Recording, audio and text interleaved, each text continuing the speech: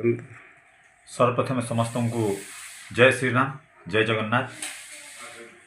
आज इंग्राजी नववर्षर समस्त नुआपड़ा जिलावासी एवं ओडिशावासी तथा भारतवासी एवं वसुधैव कुटुंबकम जो संकल्प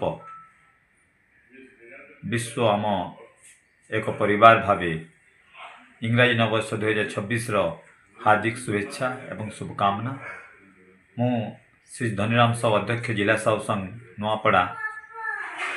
नुआपड़ा जिलावासी को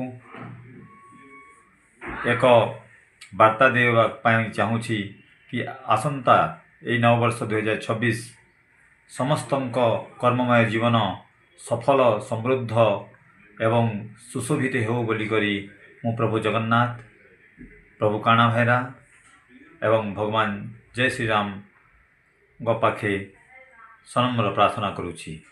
जय श्रीराम।